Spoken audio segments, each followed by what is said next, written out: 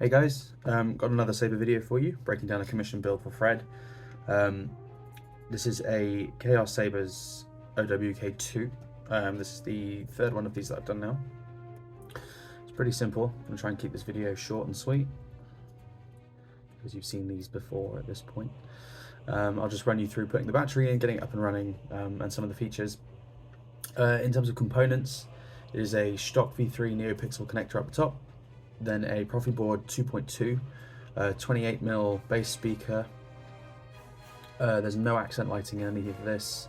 It's just the eco chassis, so it also has the kill switch, the high amp kill switch, and that's about it really. It's super straightforward. Fred's got a few sabers and he wanted me to look at this one first, and we kept it pretty simple because I believe the plan is that with some of the other sabers he's putting together, they will be more complicated chassis. So obviously we're trying to get the low-hanging fruit out of the way, as it were. It's a really nice hilt. I really like this one. It's a bit of a fingerprint magnet. I will clean it off before I ship it out to you, Fred, I promise, because it is covered in fingerprints. But other than that, I think we should just chuck a battery in and get this one on the go. So I have noticed an issue with this hilt and the design, in that the cover tech down the bottom can sometimes strip the threaded insert that is down holding the chassis in place down here, and it seems like John over at Sabers Forever also found this, and the way to mitigate this from happening is because it's basically by loosening the pommel. So the pommel pushes up into this shroud piece and kind of pulls it down towards the pommel, and that means that the cover tech screw is pulled ever so slightly out of alignment, so when you unscrew it with the pommel tightened, it can strip the threads, which is obviously very bad. I had to do a repair on one of these recently, where the hole had been stripped, which involved like re-drilling it, re-tapping it and getting a new screw, so it was a bit more of a hassle than I would have liked. So to avoid that happening in future, the trick is to loosen the pommel first, just do it a couple screws, stop there, and then you can undo the cover tech.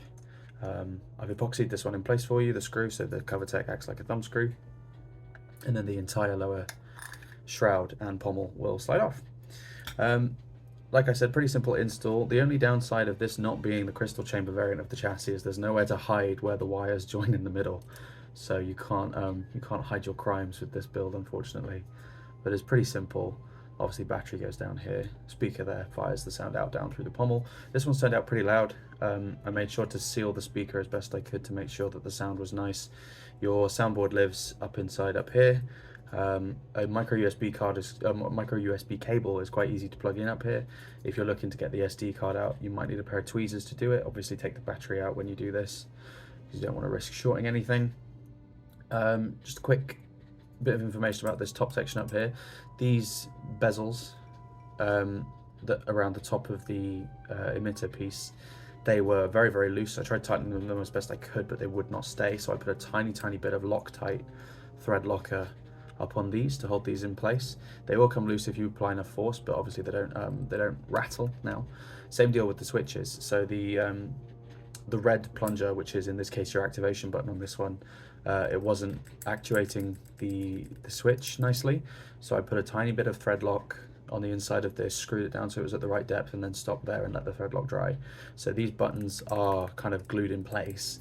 They will come out if you apply enough force. This red one in particular, the thread locker was kind of just to fill the threads out and make it stick, because obviously if you tighten this one all the way down, it doesn't actually trigger the button, because the red plunger hits the hilt before it can descend far enough down inside and hit the button, which is kind of annoying. On a previous version of this hilt that I did, I actually 3D printed a little spacer on the button, but I found this solution to be kind of unreliable. So instead, we've done it the other way around and locked the plunger in place at the right depth when you screw it back a bit, so that it actuates the switch properly and can get down far enough inside. Enough chatting, let's get a battery in. So this is just my test battery. Your battery is over there somewhere. It is a chrome wrapped battery you'll be getting. This is just my gold one that I used to test all the builds with. On this one it's nipple to nipple, so the top positive end of the battery goes to the positive end up there. In this case the nipple is pointing upwards towards the crystal chamber. Do not put the battery in the wrong way around, because it will fry the soundboard. That will be a very sad time indeed. It's not massively snug. You can start with the negative end going down first, and then just click the battery into place, and then you can boot it on with the kill switch. Just relax, concentrate. and we're away. So what I'm going to do is just pop the shroud back on. And like I said, the way to get the shroud in place is to make sure the pommel is loose by 1 or 2 threads, which it should still be because I just took it off. And then screw the cover tech in. Gentle, really gentle with it. The threads are delicate. Go all the way down, gently, gently, gently until it catches. And then you just kind of want to go until you feel some resistance. Don't over tighten it because that will also strip the threads. And then when the cover tech is in place, then you can tighten the pommel down the bottom. And we're away. So I will pop out the very, very nice, very fingerprinty blade plug that comes with it, and I will pop a blade in. He says unable to remove the blade plug because the retention screw is ever so slightly too snug. Slide that one out, and I'll put my test blade in. Sound font wise, you wanted a selection of movie sound fonts on here, so I've got all of those on there for you, each with different blade styles and the relevant tracks and sound effects and colors based on whatever sound font it is. And then there was a couple of unique ones you wanted. There's a Gandalf the Grey one called Mithrandir from Saber font. There's a Harry Potter one and there's a Doctor Who one, and you just gave some kind of vague specifications on what you wanted the blades to look like for those, so I did my best to match your description. Hopefully it matches what you were looking for, but we'll just run through them very quickly. This is using the FET263 dual button prop even. So there are different things you can do with different combinations of the power and auxiliary buttons. I'll send you a link to that so you can flick through the instructions and kind of work out what all the features are, but it's got the usual Proffieboard stuff, the battery level, flash on clash, blaster deflects, smooth swing, the works. So let's boot it up and away we go. Gesture controls for you. I do twist on, twist off.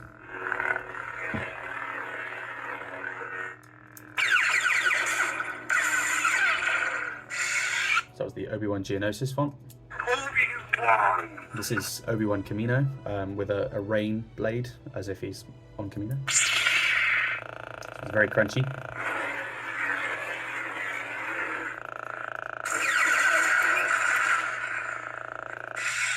It's worth mentioning that the FET263 button prop does come with the track player. So for instance, I press and hold the power button. Some Camino ambience.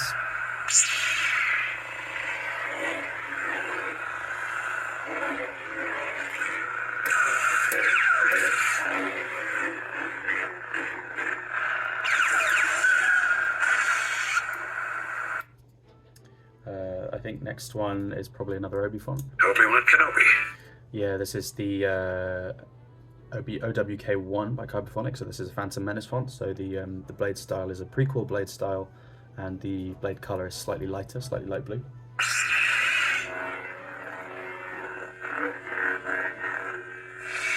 That one's very clean.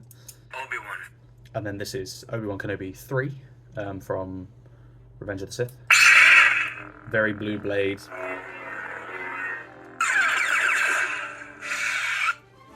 Obiwankenobi. Obi-Wan 4, you specified you wanted the Death Star variant, so that's what this is. Let's try and play a track.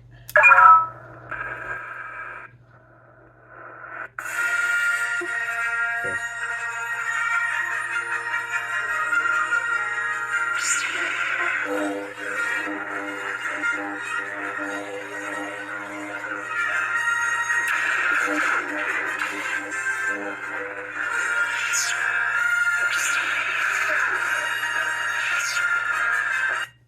Very satisfying.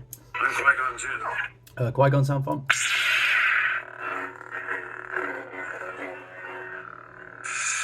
Again, prequel blade style.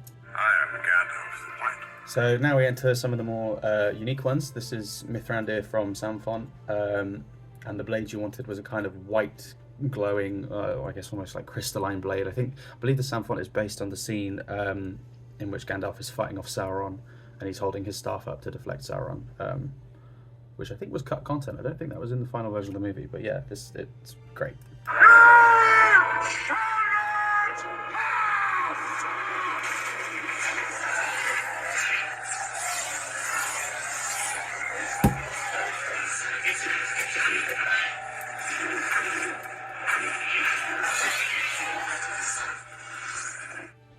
Crazy. And of course appropriate tracks as well.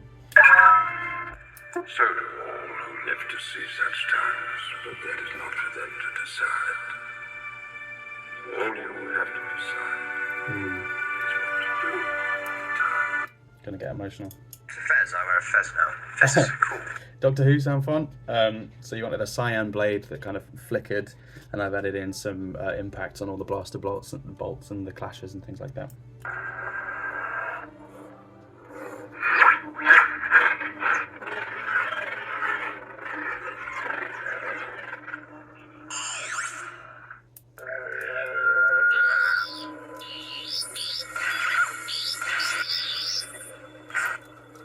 Revert.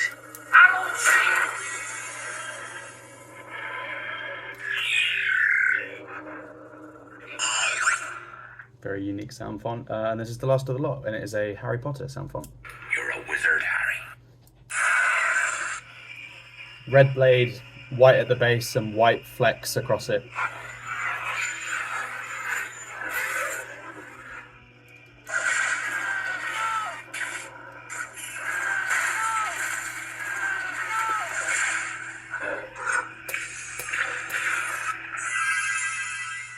And then lots of different colours when it flashes and clashes based on spells from the movie. So there's some greens, yellows, and a couple blues as well.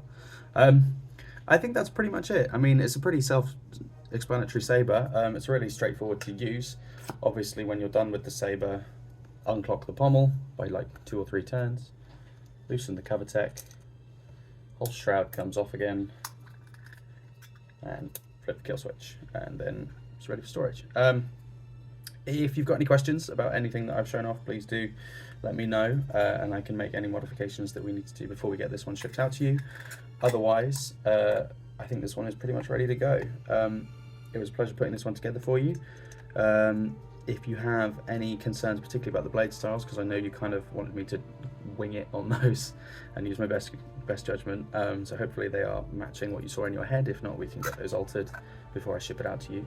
I know that you are planning on doing some config changes, swapping out sound files and stuff, so I'm happy to help with that as well. I've tried to set it up in a way so that it'll be nice and easy to change the files associated with each sound font. Obviously, if you get into the config, it is a little bit more difficult to change, but as with all my sabers, the config file is included on the SD card, so you can use that as a kind of jumping off point and go from there and make any alterations as you need to, or as you see fit. The inside of this hilt is a little tricky to get to the SD card.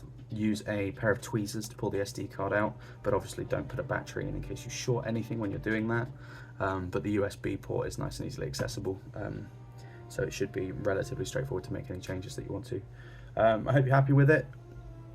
If you are, I will get this shipped out to you as soon as possible, but probably tomorrow. But yeah, it's been a pleasure putting this one together for you. Thanks for watching, everybody. May the force be with you. Take care, and I will see you next time.